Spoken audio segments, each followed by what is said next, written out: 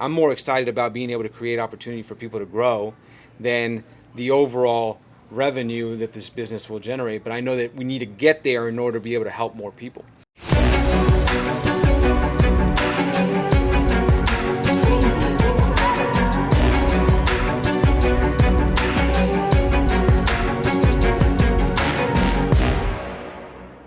Welcome back to another episode of the B. Dawson Show, where I interview business owners and entrepreneurs who are crushing it in business. And today I have a really good friend of mine, Lionel. Lionel, introduce yourself and tell them what you do. My name is Lionel Trujillo with Inland Mechanical Services. We are a full-service mechanical contractor based in California. Been in business for the last 10 years. So excited to be here. Yeah, excited to have you here. So Lionel, when you and I started working together, how big was your business? We were doing right about $3 million in revenue. $3 million, and that was what, maybe like 15 months ago? Yeah, just under 2 years ago. Yeah, and I remember, I think we met here in Arizona. Here, January 2020. That's crazy. It seems like we've been friends for a long time, and so we actually just partnered in your business, right? 100%. So you and Grant Cardone and I are business partners. And some people might ask, like, why would Grant Cardone and I partner with someone in the HVAC space?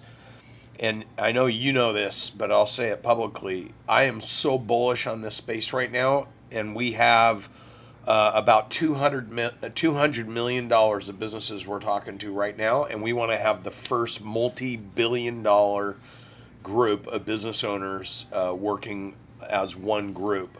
And you know this, that's why you joined us early stage. Yeah, back in January, I think you mentioned to me that you had a briefcase full of contacts in this space. So January, when I came out here, I had been talking to a group that was interested in purchasing us.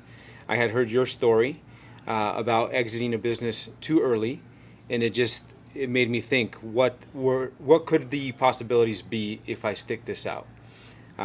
So we attended the first event, and we've been attending. Yeah, you've done everything. You've gone through our 360 program. You've platformed with us. You're in our SBU, Strategic Business Unit. We're actively working with you on the day-to-day management of the business. And what's happened in your business in the last year? Well, not just the financial growth, but we've seen, we'll do over $7.5 million this year. We have over $10 million in sales this year. It's the growth that I've seen with our team, being on the SBU calls. The constant talk about increasing the belief lid, just something so simple that is we're seeing the results of that without hiring too many more people. We've seen a dramatic increase in production of what our team is doing. Yeah, so I don't want to get lost in all the details, but I want to reiterate what you just said, that you went from $3 million to you're going to do $7.5 million this year. This year.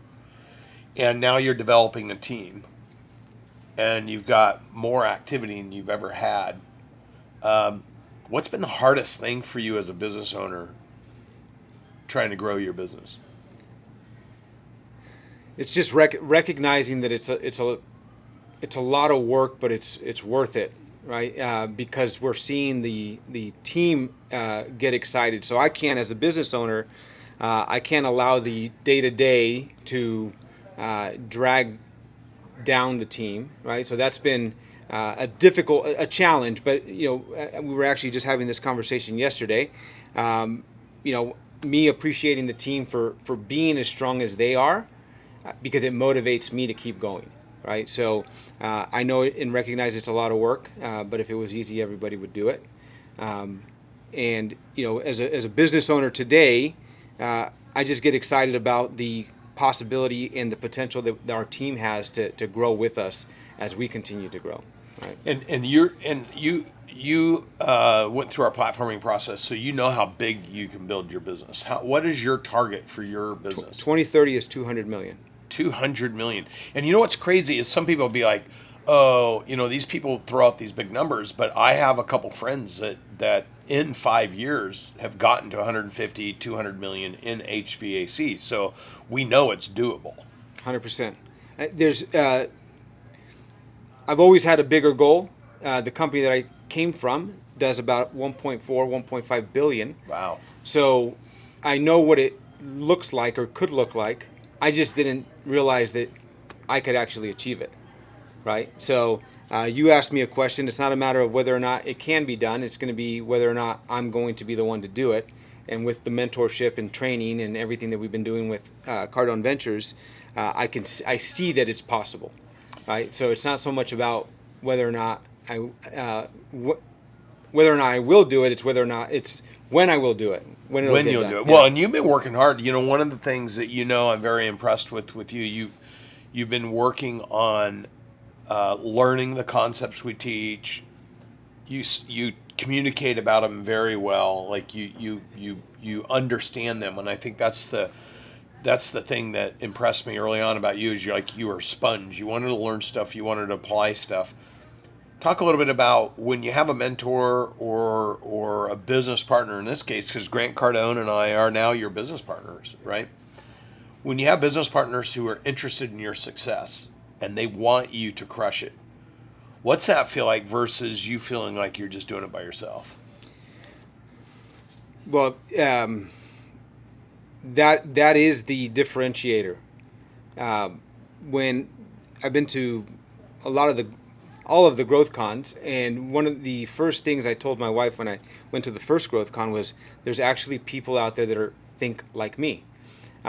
It's hard to have business conversations with people who don't think big. It's exciting to be around people who not only encourage you, but motivate you to actually do it, right? So I think it was more about me watching what you guys are doing, taking the principles that you guys are teaching, and then starting to apply it, seeing the results, and then coming back for more.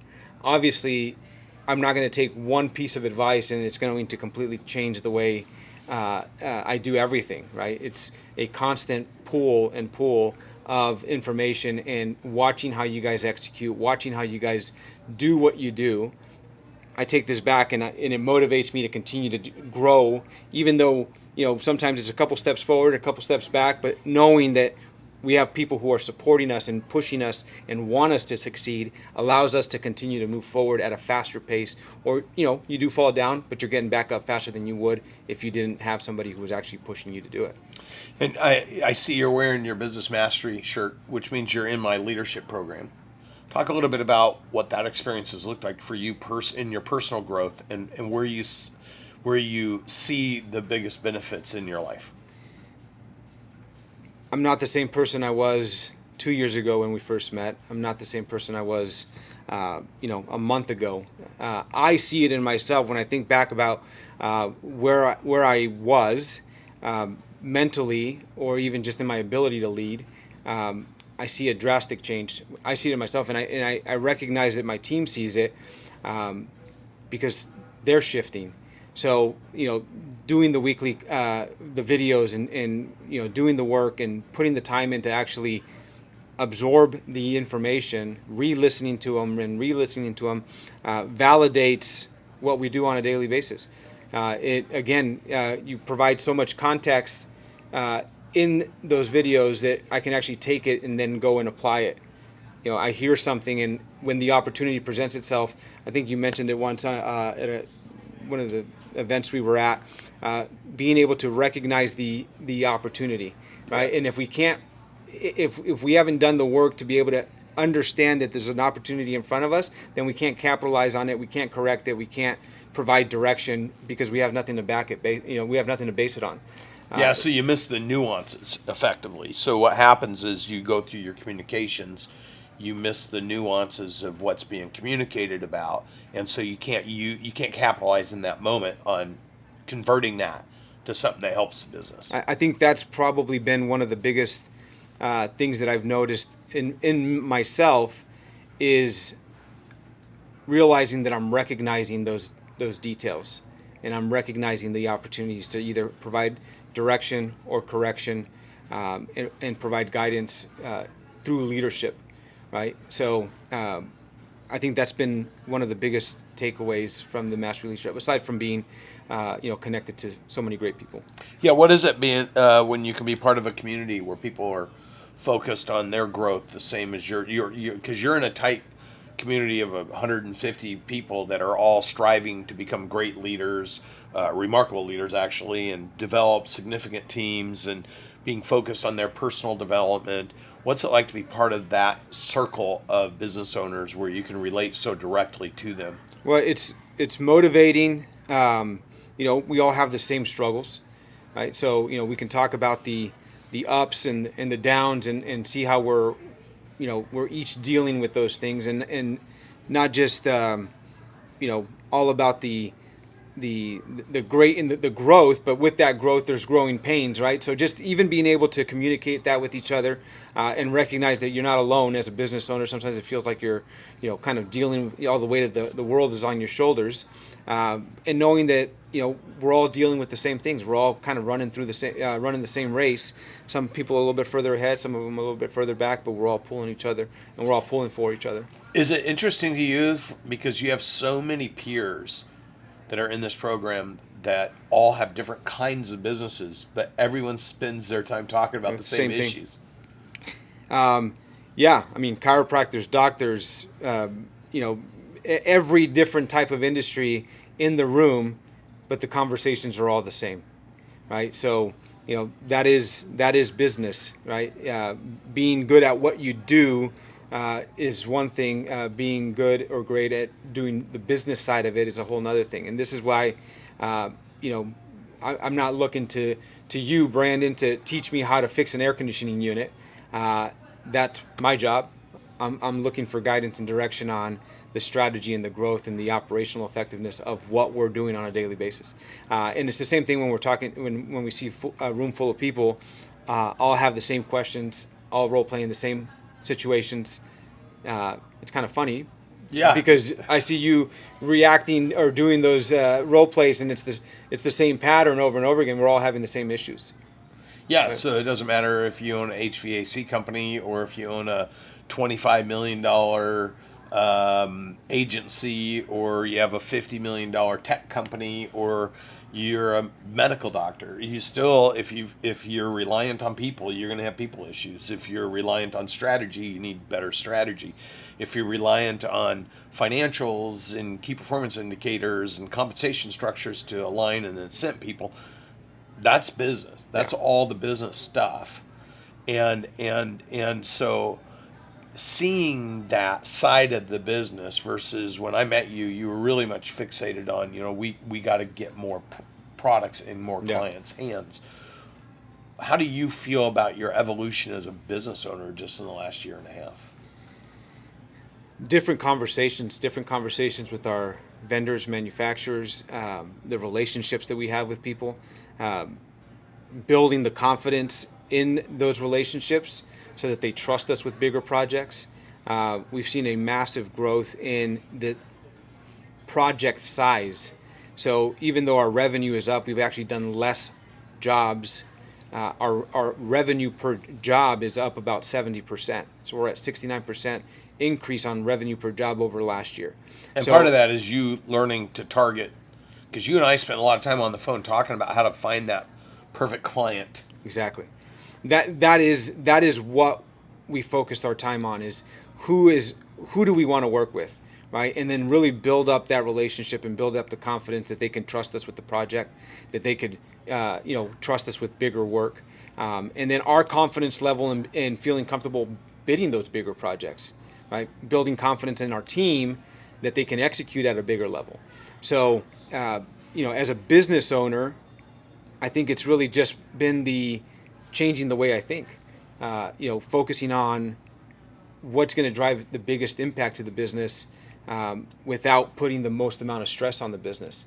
We're all wanting more, not necessarily for less, but less stress, right? How do we reduce the stress and increase our output?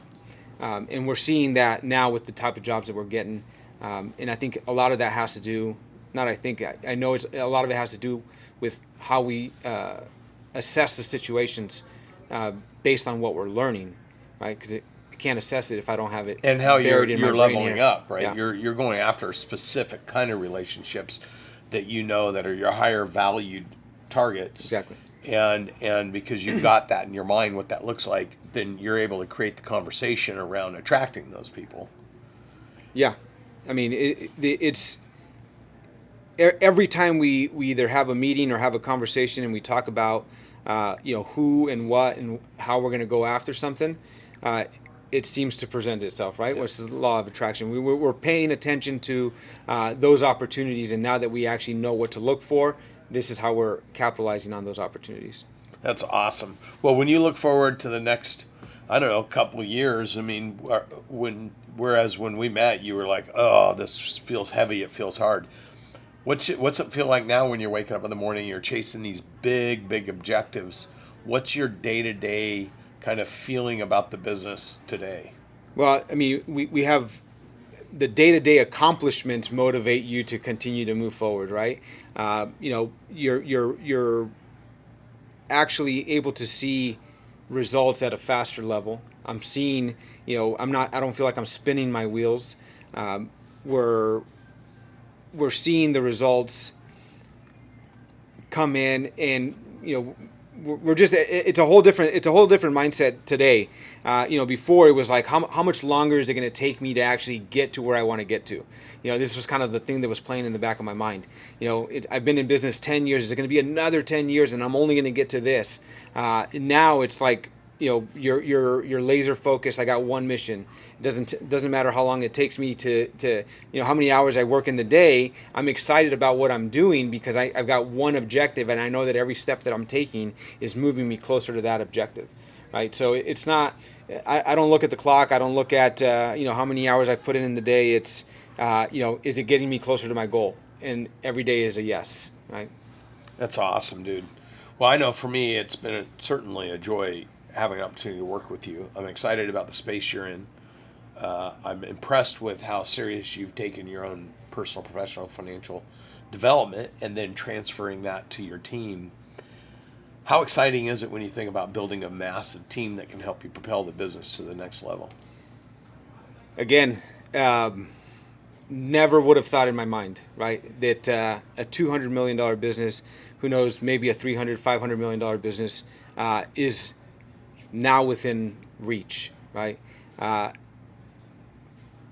didn't grow up with this big idea of building a massive business, right? It was kind of the opposite. I kind of grew up with don't dream too big, right? You don't want to be let down kind of idea.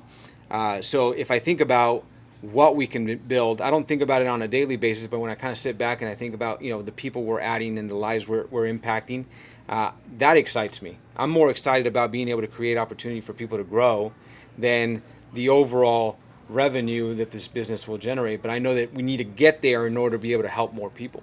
So the bigger we can get, the more people we can help. And then knowing what we're learning from you guys on the leadership side and just the development of people, I know that will have a bigger impact than just providing jobs.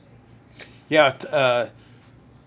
Did you used to think when you first started your business that that to propel your business you needed to like find, develop, and keep great people, or was it more like I need more jobs? I need more jobs. Yeah. Right. Your job is to find the next job when you're first starting out, right? So that is your job, is to find the next job. I left a good paying union job, left my security to make no money for the first 3 years. So it was a choice that I made. So I wasn't going to go back on the choice that I made. I wasn't going to blame myself for the choice that I made. I had to continue to move forward to try to build it out so that I could get to the point where financially I was at least okay. And then we realized when we first hired our first employee that you need people. You need hands. You need people to help you execute, right? And that's when we started to see bigger leaps in our revenue. So what are we shooting for revenue for 2022? 2022, we're shooting for 20 million. 20 million, from 3 million to 7.5 million, with a new target of 20. I believe we'll hit that number next year. We will hit it. Well, thank you for being on the show. As you know, I always enjoy spending time with you. My name is Brandon Dawson, and this is another episode of the B. Dawson Show, where we help business owners go from 1 million to 10 million, 10 million to 100 million, 100 to a billion. If you're a business owner and you want to learn how to grow and scale and impact your personal, professional, financial success and that of your teams, keep listening to the B. Dawson Show, and I'll keep featuring business owners that are doing just that. Thank you for joining me.